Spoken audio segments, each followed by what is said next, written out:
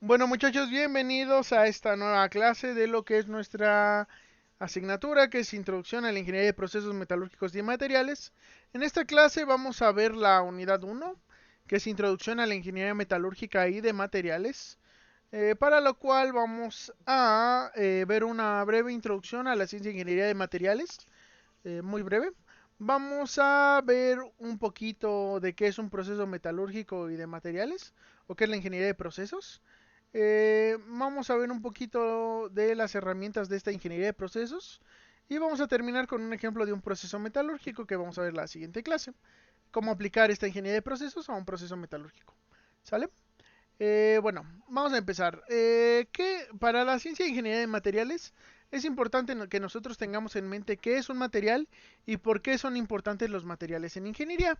Entonces vamos a empezar definiendo material, que viene del latín materiales, que quiere decir todo lo relativo a la materia, que por sí solo no es muy explicativo, pero en general se refiere a que un material es todo aquello que muestra particularidades o características físicas.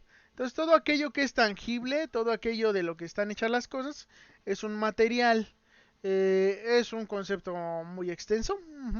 Entonces, bueno, si todo de lo que están hechas las cosas es un material, eh, es como lógico pensar que un ingeniero de materiales es muy importante, ¿no? Porque pues prácticamente está en contacto con todo lo que está en el mundo físico, ¿no? Que es en el que vivimos. Y bueno, si en general en la ciencia de ingeniería de materiales se clasifican los materiales en cinco grupos. El primero son los materiales metálicos, el segundo son los materiales cerámicos, el tercero son los materiales poliméricos, el cuarto son los materiales semiconductores y el quinto son los materiales compuestos. En cuanto a los materiales metálicos, nosotros podemos decir que son materiales que dentro de sus características es que presentan buenas propiedades mecánicas, además de ser materiales que tienen una buena conductividad térmica y una buena conductividad eléctrica. Tienen muchísimas aplicaciones porque tienen una gran variedad de propiedades, ¿no? O sea, es muy extensa la gama de propiedades que puedes encontrar dentro del grupo de materiales metálicos. Entonces, ejemplo, pueden ser los aceros, los hierros, aluminio, por ejemplo, o cobre. En este caso tenemos en la parte de aceros, acero que está en forma de productos eh, estructurales. Entonces, el acero es de fácil adquisición, es muy abundante en la corteza terrestre. Además de que es económico debido a que se produce en grandes cantidades. Por lo mismo y porque tiene unas características o unas propiedades mecánicas muy elevadas, se puede usar de manera estructural para generar edificios muy altos de manera segura. También, por ejemplo, para lo que es la estructura de los automóviles se puede usar acero perfectamente porque es muy resistente. Este es un disco de frenos que está hecho de hierro gris. Entonces el hierro gris, al igual que el acero, es una aleación hierro-carbono, pero en este caso tiene mayor contenido de carbono. Ese mayor contenido de carbono lo que hace es que lo hace más rígido, más duro, pero a costa de que lo hace más frágil. Si ustedes lo impactan, es muy probable que se rompa si el impacto es muy fuerte o suficientemente fuerte. ¿Por qué lo usamos entonces para una aplicación como esta? Porque justamente debido a ese mayor contenido de carbono es más resistente al desgaste. Entonces, esto va a hacer que dure más para la aplicación que se está pensando, ¿no? Que es que va a estar en constante desgaste al estar frenando. Además, el carbono que está presente en la estructura le da cierta característica autolubricante que ayuda un poco más en su aplicación, ¿no? En este caso tenemos pistones de aluminio. Eh, el aluminio es un poquito menos resistente en cuanto a tracción que el acero, o sea, es menos tenaz y menos rígido, pero en cambio presenta una densidad mucho menor.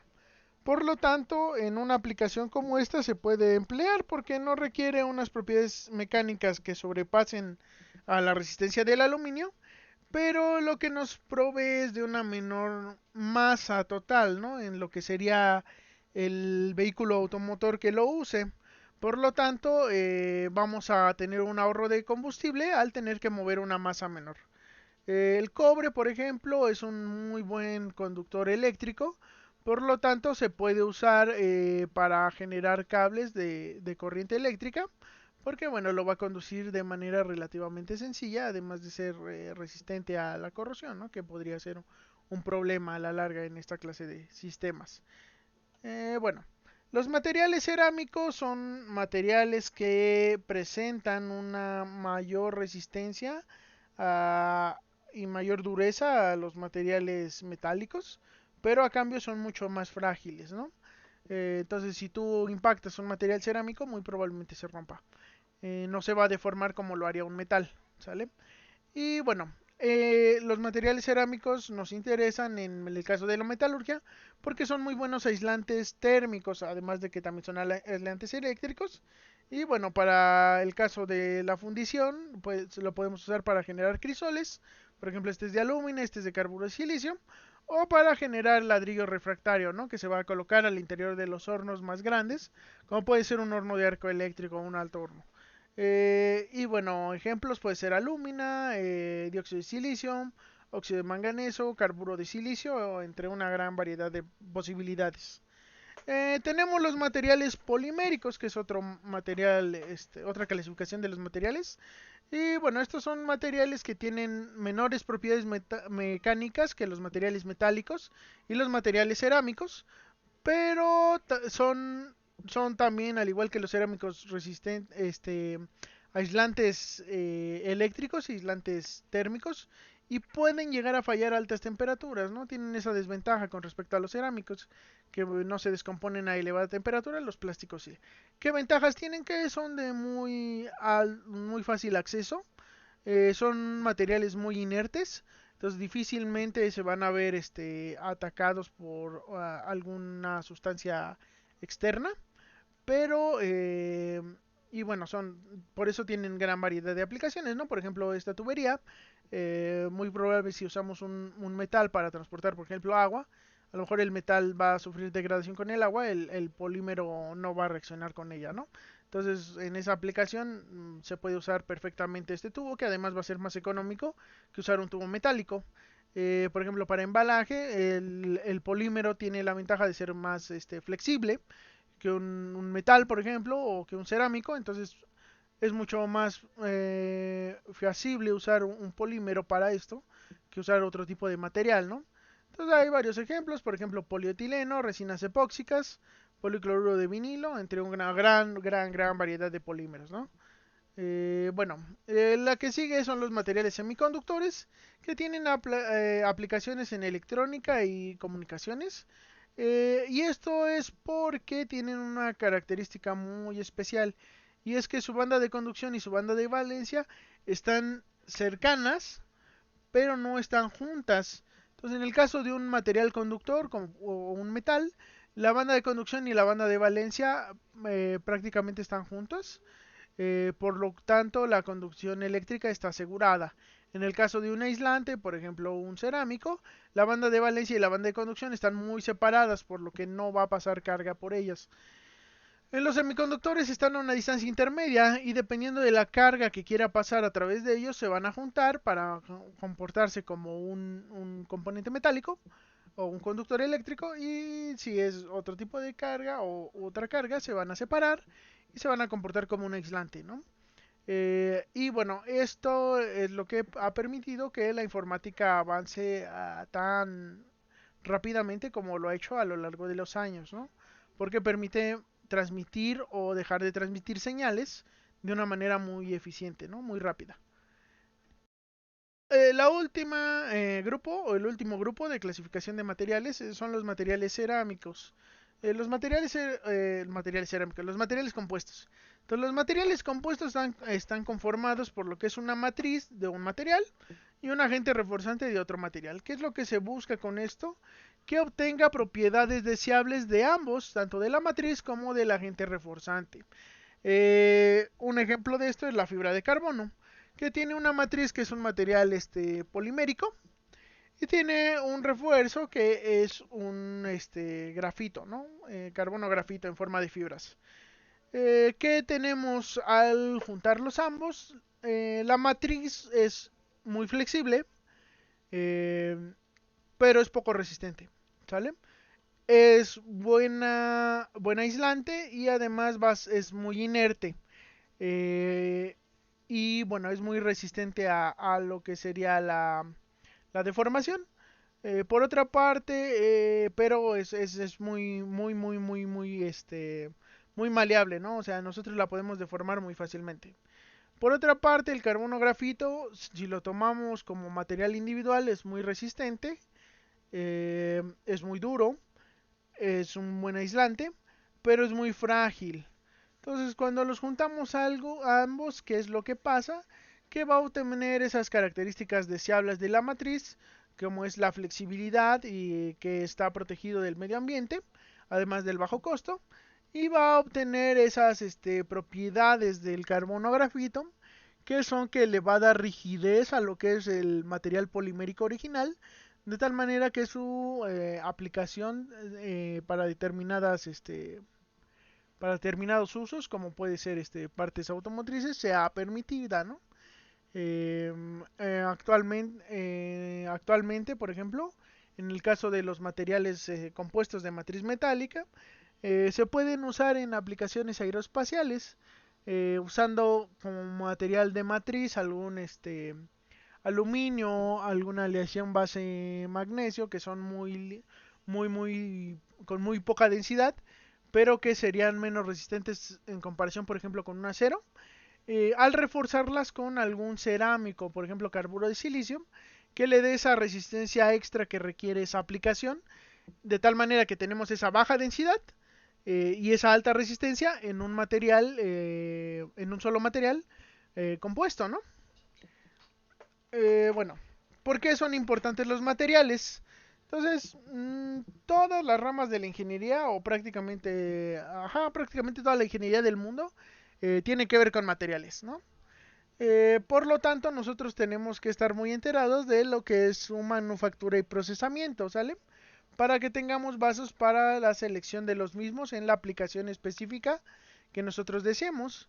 Inclusive para la producción de nuevos materiales, hay que tener en cuenta qué características va a tener para qué aplicación se puede usar. Bueno, nosotros tenemos que saber si un material puede ser transformado, si satisface los criterios de selección para esa, esa aplicación específica, si puede llegar a presentar una falla, además de que uno de los requerimientos más importantes a la hora de seleccionar un material es el costo. ¿Sale? Y actualmente, pues también la parte de si se puede reciclar, si es ecológico. Entonces, al todo el mundo estar hecho de un material, la ingeniería de materiales es muy necesaria en el mundo, ¿no? Y bueno, hay una gran cantidad de materiales disponibles y se pueden sustituir en determinadas aplicaciones y nosotros tenemos el fundamento para ello, ¿sale? Bueno, eso es lo importante. Entonces, ¿qué es lo que hace un ingeniero de materiales? Pues prácticamente dominar a la perfección lo que es el tetraedro de materiales, que es la relación estructura, propiedades, comportamiento y procesamiento. Y bueno, eso lo tienen que tener muy en mente porque si se acuerdan es una de las partes del plan de estudio más importantes de lo que es la ingeniería química metalúrgica, ¿no? El perfil de egreso lo recalca mucho, que nosotros para ser buenos metalúrgicos tenemos que dominar perfectamente el tetraedro de los materiales. ¿Sale? Entonces ténganlo en mente. Ahora sí vamos a pasar a qué es la ingeniería de procesos. Entonces para ello pues vamos a explicar un poquito de qué es la ingeniería de procesos y cuáles son los procesos metalúrgicos y de materiales, porque al ser de cuarto semestre pues muy probablemente no han tenido un acercamiento muy amplio a los mismos, ¿no? Entonces tenemos que tener un poquito en mente qué es un proceso metalúrgico, cuáles son los procesos metalúrgicos o algunos ejemplos de ellos. Y bueno, qué es un ingeniero de procesos, ¿no? Porque, ¿por qué estamos llevando esta asignatura? Entonces, bueno, la ingeniería de procesos se enfoca en el diseño, operación, control y optimización. Entonces, para todas estas partes, básicamente lo que tenemos que ver es cuál es la relación entre las variables que afectan un proceso y el comportamiento del mismo, tanto para diseñar un proceso, operar de manera óptima un proceso y el control del mismo, ¿no? En nuestro caso, en el caso específico de los procesos metalúrgicos, hay mucha complejidad en ser un ingeniero de procesos, porque muchas veces implican interacciones o transformaciones físicas, transformaciones químicas, hay que tener una buena base de matemáticas e inclusive hay que tener una buena base de biología para, en algunos casos, de procesos metalúrgicos, ¿no? Por ejemplo, aleaciones biocompatibles, pues nosotros tenemos que saber esto, ¿no? Eh, cómo va a afectar esa aleación a lo que es el cuerpo, ¿no? Hay que ver qué variables la modifican, entonces en ese caso pues necesitamos saber biología, ¿no? Otro caso es la biolexiviación o inclusive corrosión biológica, ¿no? Bacteriológica, es importante que tengamos en cuenta eso. Entonces, bueno, son muy complejos, el ingeniero de procesos se encarga de estas cuatro partes, diseño, operación, control y optimización de procesos, y bueno, eh, en el caso de las industrias metalúrgicas, prácticamente todas las industrias grandes van a tener un ingeniero de procesos, ¿sí?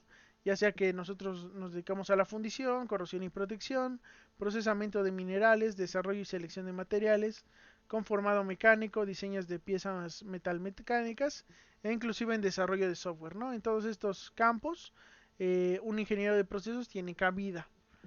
¿Sale? Porque, bueno, se va a dedicar a analizar la relación entre variables y cómo afectan estas al proceso, ¿no? A la calidad del producto final también. Entonces, no, nosotros podemos ver a la ingeniería de procesos como el puente entre el comportamiento macroscópico del proceso y las características del producto. ¿Sale? Entonces, como ya les dije, las características comunes de los procesos metalúrgicos en cualquiera de los estados que nosotros estemos trabajando, ya sea lesiones fundidas o materiales sólidos, es que son muy complejos. ¿Sale? Entonces vamos a ver algunos ejemplos de procesos metalúrgicos. Este es un proceso de fabricación denominado fundición. Es un proceso de manufactura por obtener piezas terminadas. Entonces no es solo fundir el metal como tal, ¿no? En general una planta de fundición va a tener tres líneas de producción que se van a juntar en un determinado paso.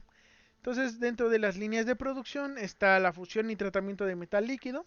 Aquí vamos a pasar el metal de sólido a líquido y además vamos a darle determinados tratamientos para que sus características o propiedades ya solidificado sean las óptimas para el uso que le queremos dar. Va a haber otra línea de producción que se va a encargar de producir los moldes.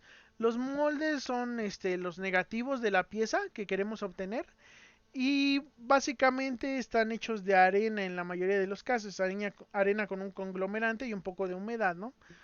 Para que se mantenga sólido, ¿no? Como hacer un castillo de arena, más o menos la idea es esa, que tiene que estar bien aglomerada esa arena y conservar su forma. También hay molde metálico, pero bueno, ese es un proceso diferente, ¿no? Pero en la mayoría va a haber molde de arena. Y además va a haber producción de corazones. Los corazones también básicamente son producción de arena, pero son para generar huecos dentro del molde. Entonces esto va a ir ensamblado en el molde. Entonces al mismo tiempo que esté el molde listo, tiene que estar listo el corazón para ensamblarlos y que tengan por ejemplo en esta pieza, este hueco que se ve, ¿no? Entonces el corazón le va a dar el hueco a la pieza. Bueno, ¿por qué digo que son tres líneas de producción que van a converger?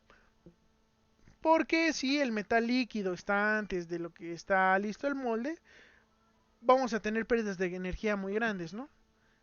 Mantener el metal fundido cuesta energía. Entonces no podemos mantenerlo mucho tiempo porque además hay tratamientos de metal que se degradan a lo largo del tiempo. Entonces si el molde no está listo a la hora de que tiene que vaciarse el metal, pues ahí estamos perdiendo tiempo.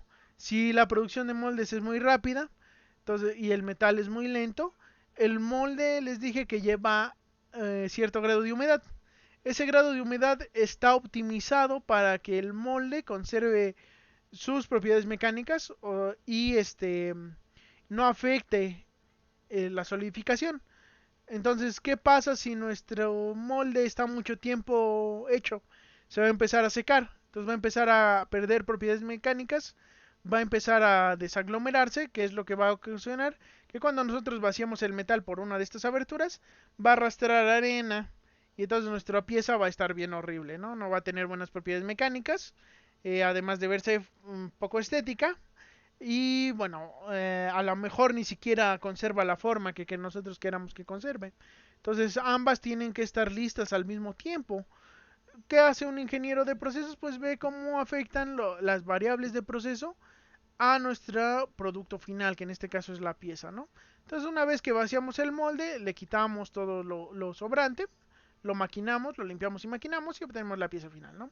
El ingeniero de procesos se va a encargar entonces de ver cómo afectan las variables de proceso al producto final. En este caso, ¿qué variables podrían considerar? La temperatura del metal líquido tiene cierta importancia, ¿no? Si nosotros la calentamos mucho, a lo mejor se oxida mucho al estar en contacto con el aire y entonces en este caso vamos a tener una baja eficiencia, ¿no? Si nosotros lo vaciamos muy frío, a lo mejor se solidifica antes de llenar completamente el molde, en cuyo caso pues no va a servir la pieza final, vamos a tener que refundirla y bueno, vamos a perder dinero, vamos a perder recursos. En el caso del molde, si nosotros le agregamos mucha agua o mucha humedad, ¿qué va a pasar?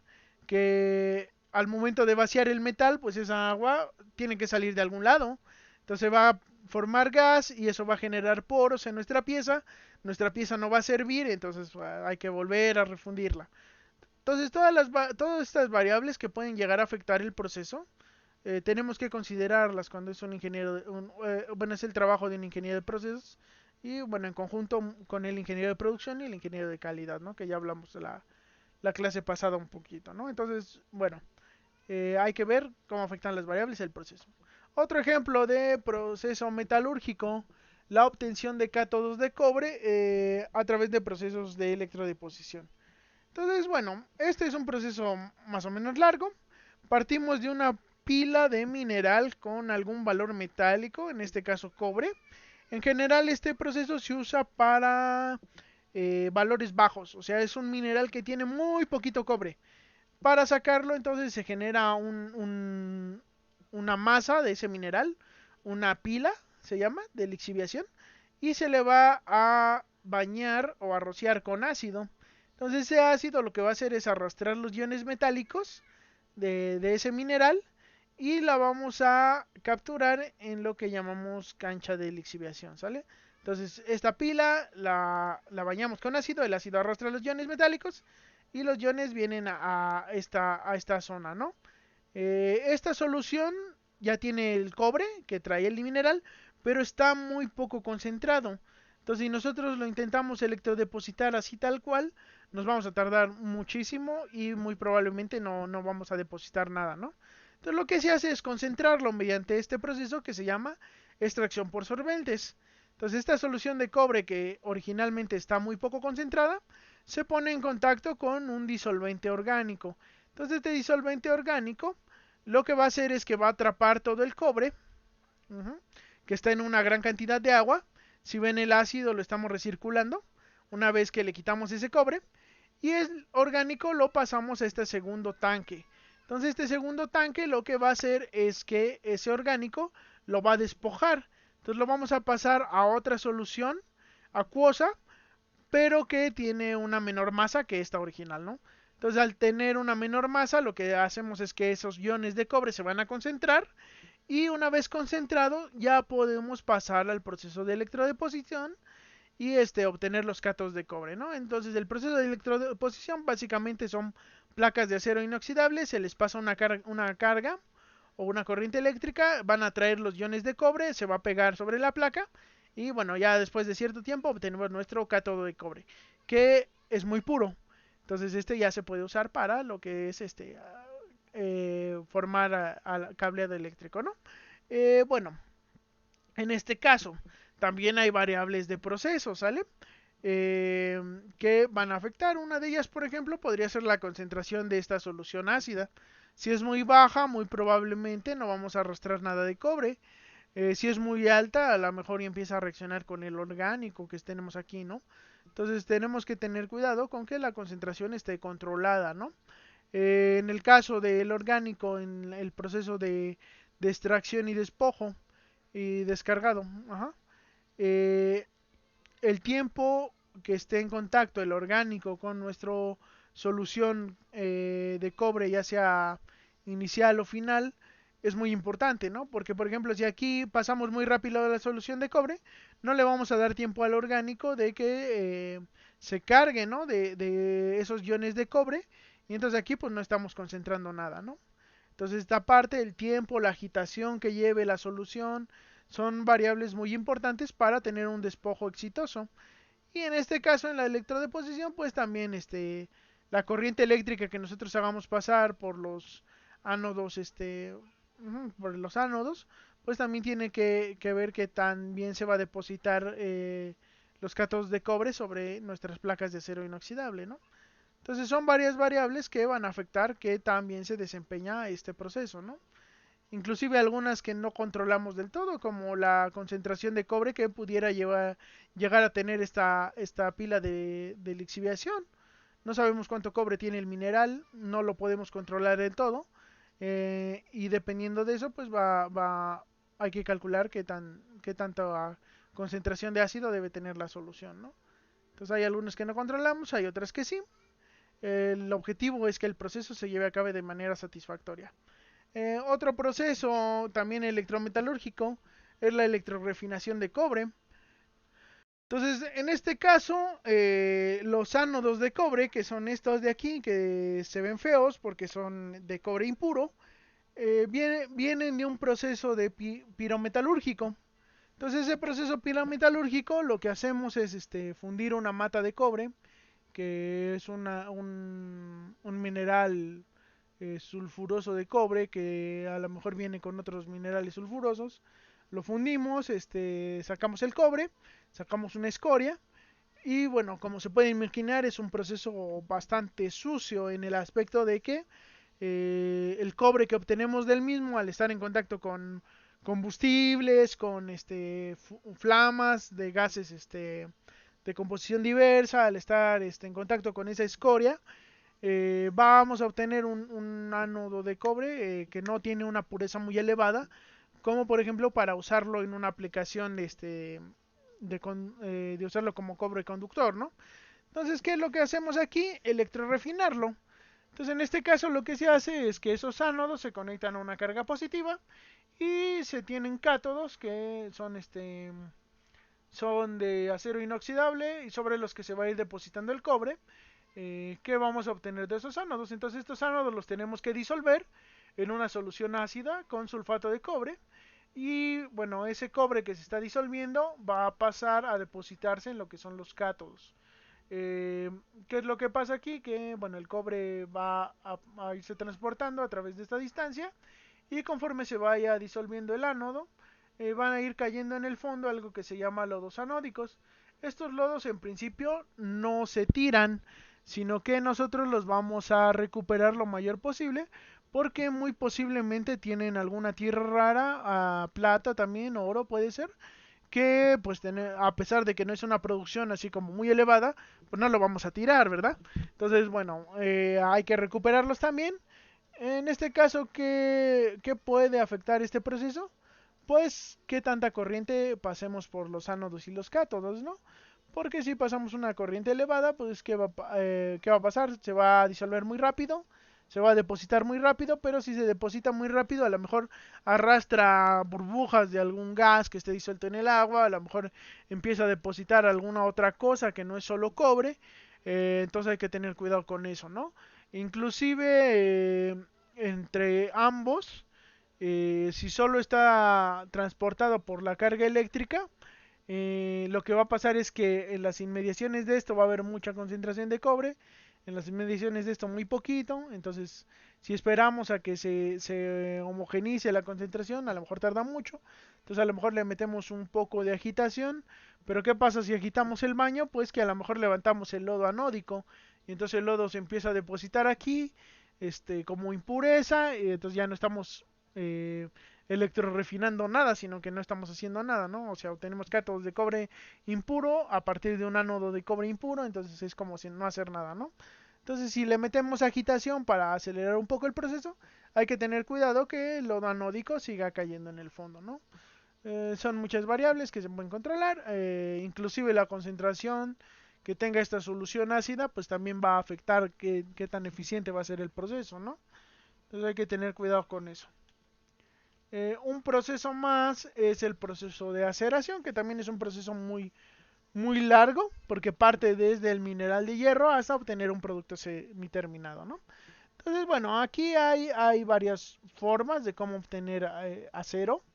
Puede ser por la ruta de alto horno, horno básico de oxígeno, o la ruta de reducción directa, horno de arco eléctrico. Entonces, ambos parten de mineral de hierro. En el caso del alto horno, lo que se hace es que se tiene un horno de coque, que es una especie de purificación del carbón mineral. Lo purificamos de cierta forma para que tenga mayor poder calorífico. Entonces, ese coque que obtenemos de este horno, bueno, del horno de coque, lo vamos a alimentar al alto horno junto con mineral de hierro y piedra caliza. Entonces el alto horno lo que va a hacer es procesar esos tres minerales, obteniendo lo que se denomina rabio, que es una aleación hierro-carbono, pero muy sucia, ¿no? O sea, viene prácticamente, no, o sea, no se puede usar de esta manera. Entonces un carro torpedo va a llevar este rabio a lo que es un horno básico de oxígeno. Este horno básico de oxígeno lo que hace es insuflar oxígeno a velocidades supersónicas dentro de lo que es nuestro baño de arrabio y va a oxidar todas las impurezas que contenga este baño, generando al mismo tiempo calor. Entonces, bueno, es una reacción muy exotérmica, se va a elevar muchísimo la temperatura, por lo tanto a veces se le agrega chatarra para reducir mucho esa temperatura, ¿no? Poder controlar la temperatura que tenga el metal fundido. Entonces, una vez que oxidamos todo lo que no queremos en nuestro acero, pasa a lo que se llama horno olla. Entonces, antes de explicar cómo funciona el horno olla, vámonos de regreso al mineral de hierro. Otra forma en la cual se puede procesar este mineral de hierro es mediante una reducción directa, que es agregarle un gas, que puede ser gas natural, un gas reductor, que lo que va a hacer es reducir el mineral a una forma metálica, generando lo que se denomina como hierro esponja. ¿Por qué? Porque estamos metiendo un gas que está en contacto con un mineral sólido, entonces se va a empezar a reducir y va a generar huecos adentro de la estructura que era originalmente mineral. Entonces ese hierro esponja, que es una aleación ya más pura que la rabio, pero todavía no tan pura, es un poquito peligroso porque al tener gases atrapados a veces puede llegar a ser explosivo, entonces hay que manejarlo con cuidado, ¿no? Entonces, bueno, obtenemos ese hierro esponja. Ese hierro esponja pasa a lo que es un horno de arco eléctrico, donde al no tener tantas impurezas no podemos usar la misma fuente de calor que usamos en un horno básico de oxígeno, sino que tiene tres electrodos de grafito que generan arcos que van a elevar la temperatura dentro del horno para fundir ese hierro, ¿no? Entonces, ese hierro de reducción directa. Y bueno, vamos a obtener lo que es acero primario, al igual que el horno básico de oxígeno. Aquí en esta ruta también podemos agregar chatarra para reciclar. De hecho, si es solo reciclaje, se usa el horno de arco eléctrico, no se usa horno básico de oxígeno, si solo queremos reciclar, usamos solo horno de arco eléctrico. Y si queremos usar el hierro esponja, pues también horno de arco eléctrico. Entonces el acero primario, cualquiera que sea su fuente, ya sea a partir de mineral, reducción directa, arco eléctrico, mineral, alto horno, horno básico de oxígeno o siendo reciclado, no va a cumplir con los estándares de calidad actual, o bueno, difícilmente los va a cumplir, ¿no? Por lo tanto, pasa a este horno olla, donde convergen ambas rutas, eh, y donde básicamente lo que se le hace es refinar secundariamente ese acero. Entonces el horno ya es un reactor que tiene un inyección de gas en el fondo, de un gas inerte, que va a arrastrar todas las inclusiones no metálicas a una escoria protectora que va a atraparlas, va a desulfurar el metal líquido al hacer que interaccione la escoria con el metal, va a desoxidar al arrastrar ese oxígeno que pudiera llegar a tener disuelto, sobre todo a partir del horno básico de oxígeno, porque si tú le inyectas oxígeno supersónico algo de oxígeno se le va a quedar remanente, ¿no? Bueno, ese oxígeno pues hay que retirárselo, se desoxida también. Tiene 3 electrodos, son mucho más chiquitos que en el horno de arco eléctrico, porque su uso no es fundir, sino solo mantener la temperatura. O sea, aquí se vacía al horno olla, se vacía el metal líquido. ¿Sale? Entonces también aquí adentro se ajusta la composición química para que sea la composición deseada para la aplicación que queramos. Y bueno, una vez que tenemos un acero con determinada calidad, pues pasa al proceso de colada continua. Entonces este proceso tiene un distribuidor, un molde donde se va a enfriar, donde se va a solidificar parcialmente nuestra aleación y luego va a moldearse mediante estos rodillos para obtener un producto semiterminado, ya sea un planchón, una lámina, un lingote o una palanquilla. Es un proceso muy complicado tener toda la aceleración, entonces vamos a centrarnos solo en lo que es la colada continua. Entonces la colada continua básicamente lo que hace es vaciar las ollas en lo que sería un distribuidor de colada, ¿no? Entonces esto está controlado por gravedad. Entonces dependiendo del nivel de acero que tenga el distribuidor, pues va a salir acero más rápido o va a salir acero más lento. Vienen los moldes donde se solidifica parcialmente. Entonces a la salida del molde, más o menos el centro va a estar un poco líquido aún. Pero tiene que tener justo el espesor, la capa solidificada para que no se rompa durante este moldeo que se le va a dar después, ¿no? Que es donde se le va a dar forma a nuestro acero, ¿no? Bueno, entonces aquí, ¿qué variables podrían afectar? Como les digo, esto está controlado por gravedad. Entonces el nivel de acero es muy importante. Si nosotros dejamos que el nivel baje mucho, lo que va a pasar es que va a salir más lento esto de aquí, ¿no? Entonces puede ser que al salir más lento se solidifique antes y entonces al solidificarse antes los rodillos van a estar expuestos a mucho esfuerzo y lo que va a pasar es que se van a quebrar, ¿no? También puede ser que si se vacía tengamos un paro en planta porque entonces dejamos de producir acero y las siderúrgicas tienen que trabajar los 365 días del año en las 24 horas del día. No puede haber paros en planta.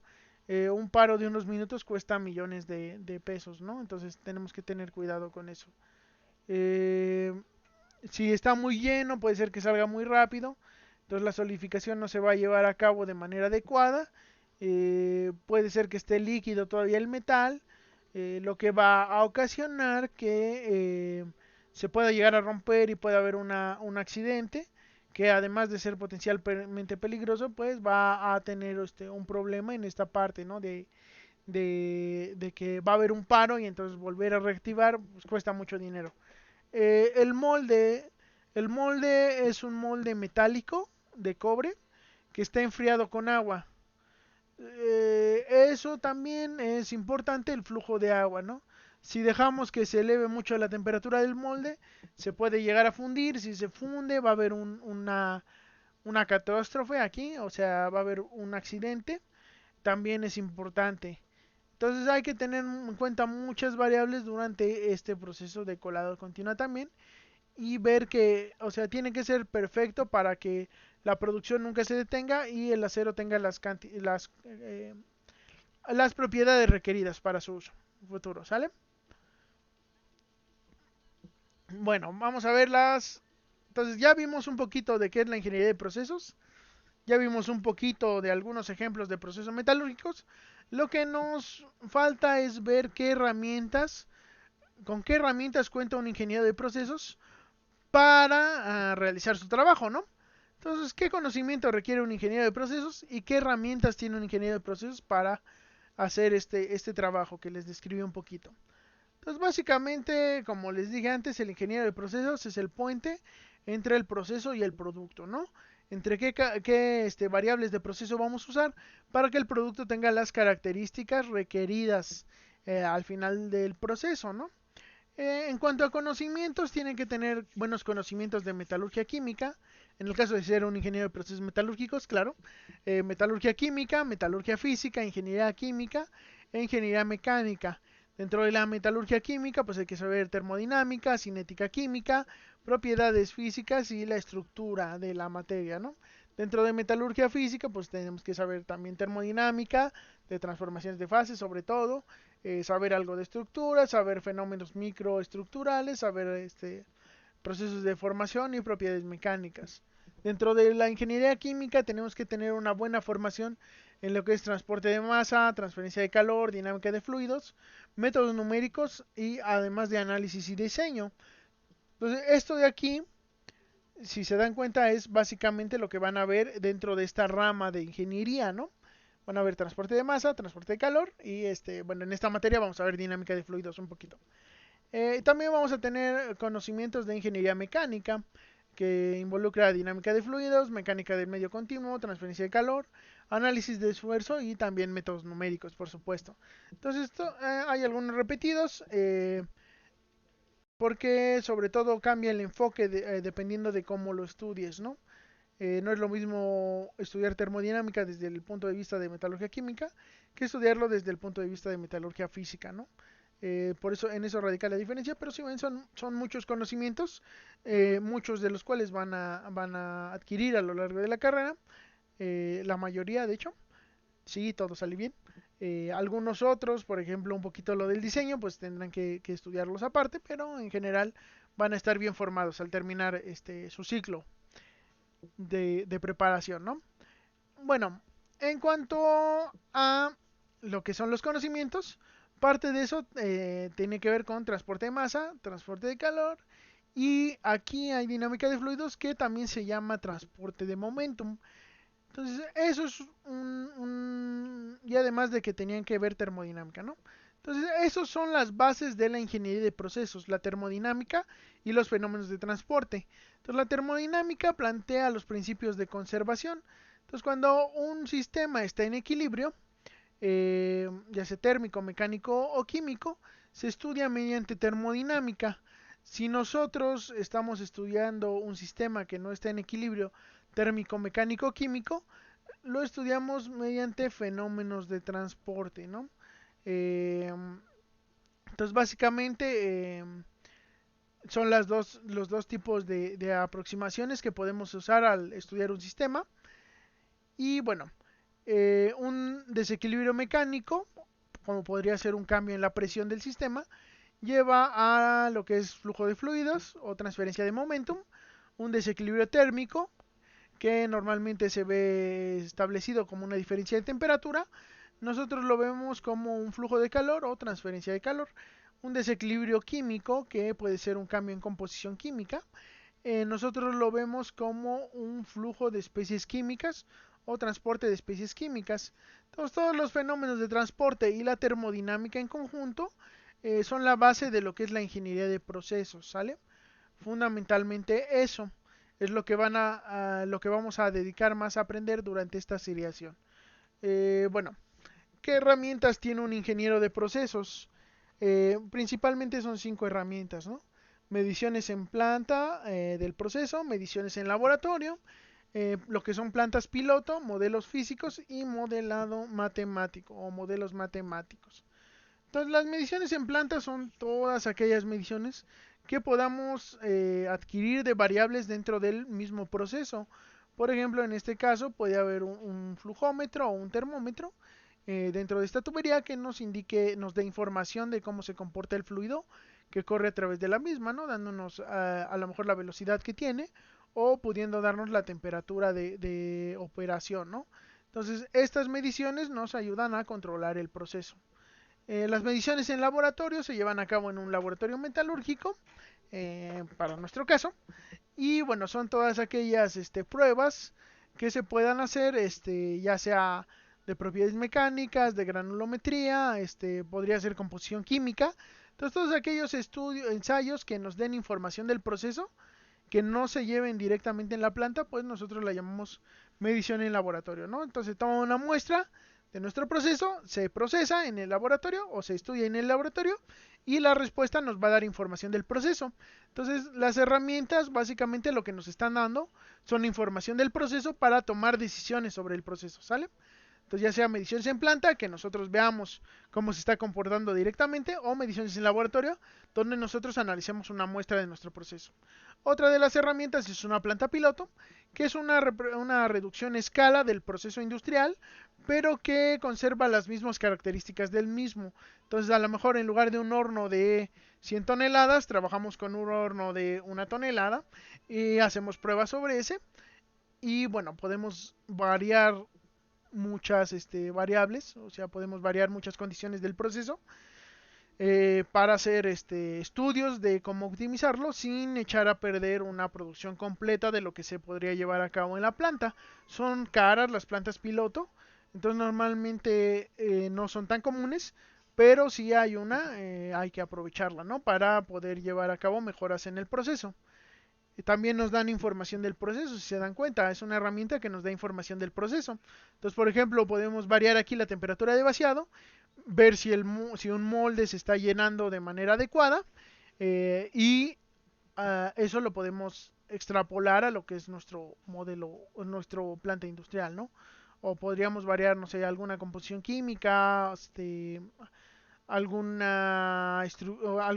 molde, alguna diferencia en el diseño del molde en cuanto al sistema de colada que pueda llegar a tener, que es que por dónde va a pasar el metal para llenarse. Podríamos diseñarlo y probarlo a ver si se llena mejor, si hay una mejor distribución del calor, de la temperatura. Entonces, todas esas cosas pues las podemos explorar en una planta piloto sin comprometer la producción de todo nuestra planta, ¿no? Bueno, dos de las herramientas que no tienen que ver directamente con el proceso industrial son los modelos físicos y los modelos matemáticos. El modelo físico es una representación a escala del proceso real, eh, pero con materiales distintos. Entonces es importante, dado que son materiales distintos, que haya un cierto criterio de similitud o una similitud entre lo que nosotros vemos en el proceso real y lo que vamos a ver en nuestro modelo físico, ¿sale? Para que los resultados que obtengamos en se puedan aplicar en lo que tenemos real, ¿no? En la realidad, en el proceso industrial. Entonces este de aquí es un modelo físico de un horno olla, que si se acuerdan era donde se refinaba el acero de manera secundaria. Entonces aquí lo que se hace es meterle, bueno, estas dos son experimentos antiguos. Es un experimento de colorimetría para ver cómo se distribuye un soluto dentro de nuestro acero. Básicamente para explorar dónde podría meterse o a incorporarse una aleación y cómo se distribuiría dentro de lo que sería el acero líquido. Y este de aquí son hilos son fotografías de larga exposición de un trazador fosforescente o fluorescente que nos da información de cómo se está moviendo el fluido adentro del modelo físico, ¿sale? Entonces, esto de aquí es información valiosa siempre y cuando sepamos que se puede aplicar en el proceso real. Entonces, en este caso se cumplen ciertos criterios de similitud, eh, principalmente similitud geométrica. O sea, este modelo físico tiene la forma que tiene la olla real, pero escalada. Similitud cinemática. Y esto se cumple porque el agua a temperatura ambiente tiene una viscosidad cinemática muy similar a la que tiene el acero líquido, el acero fundido. Entonces, se mueven de manera similar, por lo que si nosotros movemos el agua de manera similar a como la moviéramos en un proceso industrial, pues el resultado se puede extrapolar directamente, ¿no? O sea, podemos saber. Y la otra es la similitud dinámica, que lo que nos dice es que la fuerza que nosotros le metamos adentro del modelo, pues va a ser similar a la fuerza que reciba lo que es el sistema real, ¿no? Entonces, bueno, en este caso, la fuerza viene de la inyección de gas en el fondo, que les platiqué hace rato. Y bueno, el flujo de gas que inyectemos tiene que ser similar a lo que se hace en el proceso real. Similar no quiere decir igual, sino que el momentum que se le transporta al fluido sea similar a la escala que tenemos actualmente, ¿no? Considerando que en este caso tenemos agua a temperatura ambiente en lugar de acero líquido y la dimensión es mucho menor a la otra, ¿no? Entonces tiene que ser similar con esas consideraciones, ¿no? Bueno, eso es un modelo físico, ¿no? Una representación a escala con otro material, pero cuyos resultados se pueden extrapolar al sistema real. Y finalmente tenemos los modelos matemáticos. Entonces un modelo matemático es un conjunto de ecuaciones algebraicas o diferenciales que describe cierto fenómeno. En este caso es un distribuidor de colada continua que nosotros mediante determinadas ecuaciones podemos estimar cómo se está moviendo el sistema real. Entonces aquí hay que tener cuidado porque si nosotros alimentamos basura a nuestro modelo, que así le decimos, vamos a obtener basura. Entonces estas ecuaciones tienen que estar muy cuidadas para que realmente representen lo que nosotros tenemos en el sistema real. Hay que tener mucho cuidado con eso. Entonces aquí pues el desarrollo de la geometría es relativamente fácil en la actualidad. Diseñar con un software CAD lo que es nuestro sistema. Las ecuaciones ya están más o menos conocidas en la actualidad. Hay que tener cuidado porque el modelo matemático siempre va a tener suposiciones. Y esas suposiciones son similares a los criterios de similitud que teníamos en el modelo físico, ¿no? Entonces las suposiciones nos dicen qué tan alejado o separado de la realidad del proceso va a estar el modelo matemático. Pueden acercarse más o menos y dependiendo de eso pues vamos a saber qué tan bueno es el modelo para describir lo que es nuestro sistema. Además siempre hay que validarlo. Un modelo matemático siempre se debe validar para saber si realmente está representando nuestro sistema que tenemos real, ¿no? Eh, entonces esa validación se hace con mediciones en planta, con mediciones de laboratorio, con plantas piloto o con modelos físicos, ¿sale? Entonces validamos que esto se parezca al resultado de alguno de los anteriores y entonces ya podríamos llegar a usarlo para analizar el proceso y conocer qué pasa al interior del mismo, ¿no? Entonces que esto nos da, estos dos nos dan información de lo que pasa dentro del sistema que muchas veces no podemos obtener con estos tres, ¿sale? Por ejemplo, instrumentar un horno para medir temperatura es muy difícil, muy complicado, porque son temperaturas muy elevadas, es muy peligroso. Además nosotros no podemos ver al interior del metal porque es opaco. Entonces tenemos estas dos herramientas que nos van a dar información adicional, ¿no? Siempre y cuando las apliquemos de manera correcta. Bueno, en cuanto a los modelos matemáticos, les vamos a dar un poquito más de énfasis porque es el objetivo que tiene esta rama, que es la rama de ingeniería dentro de la carrera. Que ustedes sean capaces de generar modelos matemáticos. Entonces hay dos grandes ramas, son modelos fundamentales o mecanísticos y modelos de caja negra o empíricos. Entonces, los modelos fundamentales o mecanísticos están basados en ecuaciones diferenciales o algebraicas de fenómenos de transporte, termodinámica y cinética química y nos van a dar información de por qué ocurren los fenómenos dentro del proceso, ¿no? Por qué se comporta de cierta manera, nos da luz acerca de cómo podemos mejorarlo.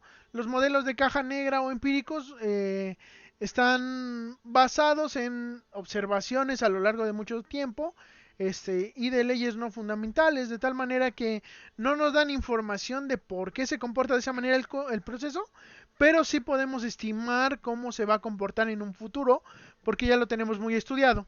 Entonces tienen esa desventaja, pero bueno, en la mayoría de los casos van a ser muy eficientes en estimar la variable que nosotros queremos estimar, ¿sale?